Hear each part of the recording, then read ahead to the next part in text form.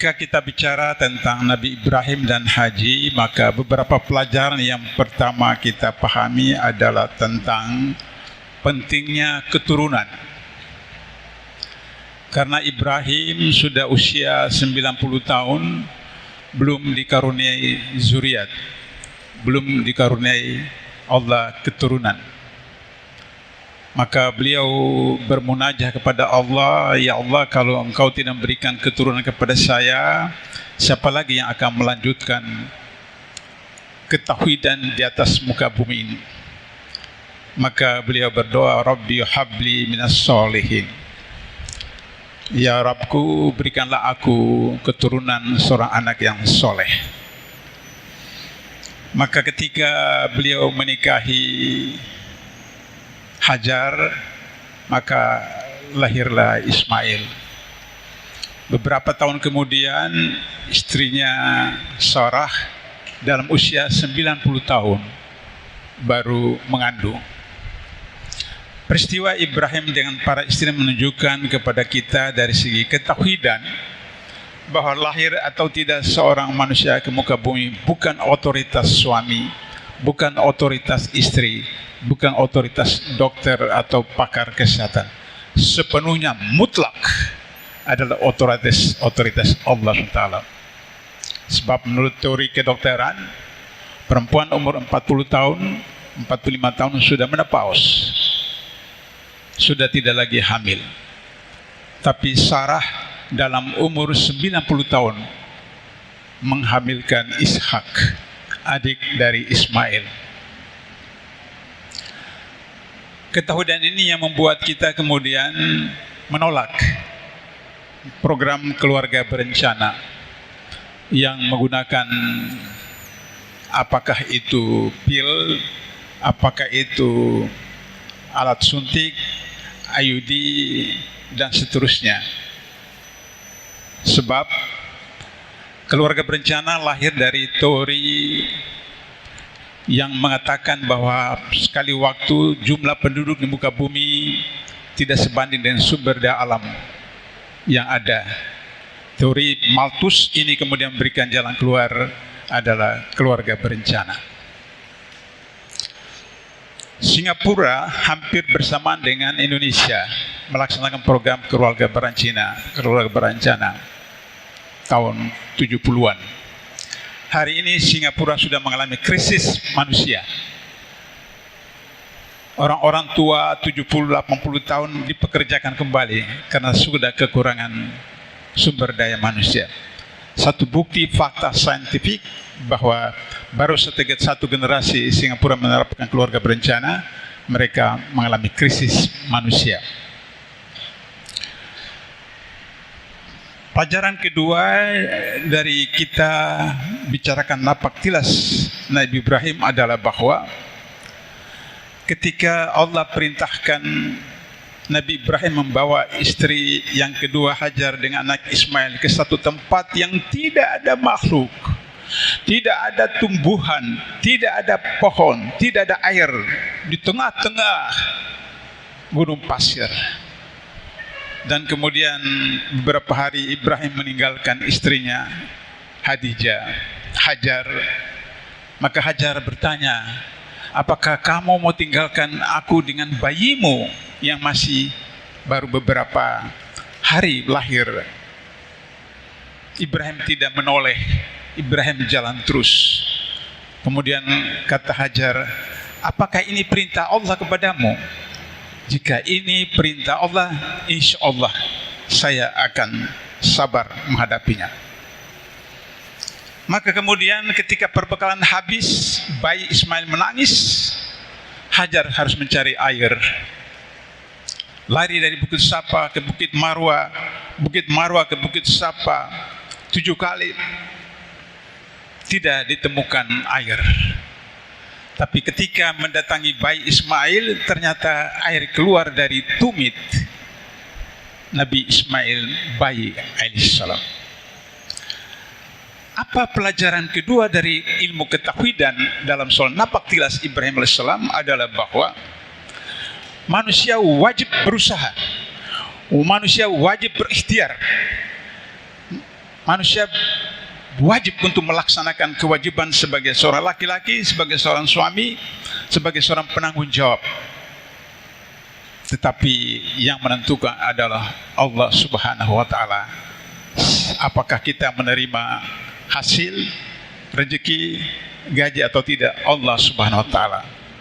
Sebab dari Sapa ke Marwa, Marwa ke Sapa 7 kali tidak temukan air, tapi justru air itu keluar dari tumit Nabiullah Ismail karena dia meronta, kemudian menendang, air keluar dari bumi itu. Kemudian kata Hajar, zam, berkumpul. Maka itulah sekarang sudah jutaan tahun kita kenal dengan air Zam-Zam di kota Mekah. Ini pelajaran kedua yang perlu kita perhatikan, karena bagi mereka yang karyawan swasta, PNS, ASN, merasa bahwa gaji penghasilan mereka itu dari perusahaannya, dari kantornya, sehingga kalau tidak mengikuti perintah perusahaan, tidak mengikuti perintah atasan, maka dia bisa dipecat dan bisa kemudian jadi kelaparan, jadi miskin dan seterusnya. Padahal seluruh usaha itu ujungnya ada ditetapkan oleh Allah. Karena itu di dalam akidah Islam kita tidak disuruh untuk mencari rezeki, tapi kita diperintah untuk menjemput rezeki. Semua makhluk di atas bumi ini sudah ditetapkan oleh Allah dengan rezeki masing-masing. Kita hanya diwajibkan untuk menjemput. Menjemputnya sebagai ASN, menjemputnya sebagai karyawan swasta, menjemputnya sebagai guru, menjemputnya sebagai dosen, menjemputnya sebagai anggota DPR, menjemputnya sebagai petani, nelayan dan seterusnya. Menjemput.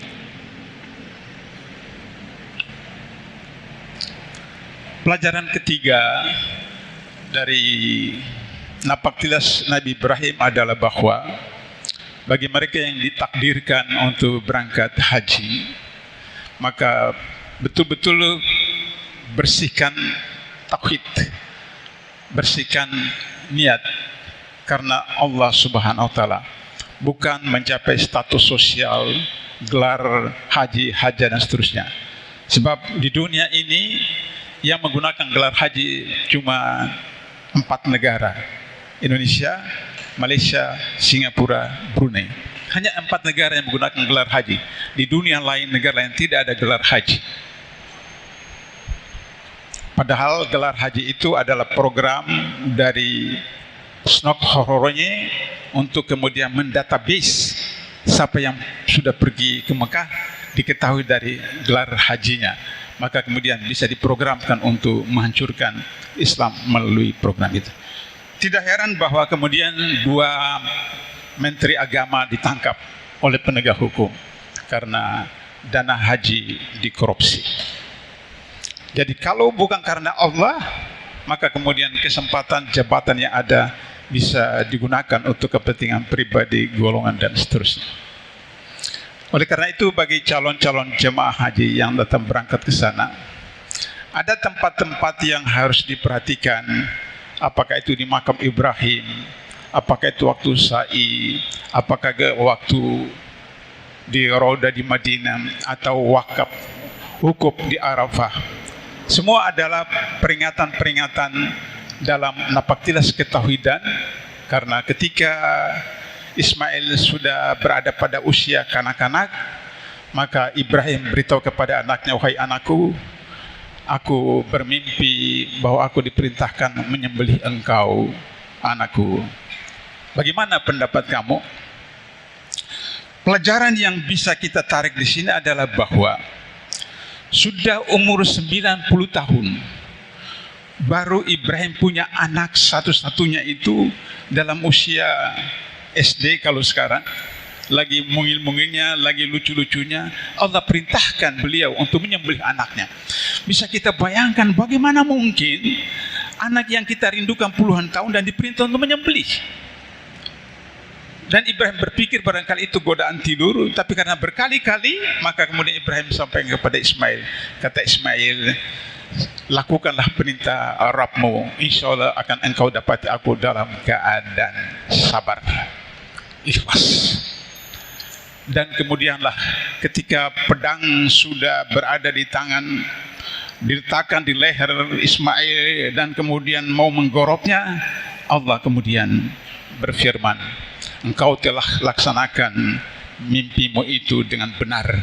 Maka kemudian ketika Ibrahim menyembelih, bukan leher anaknya yang disembelih, tapi domba kibas yang besar yang disembelih.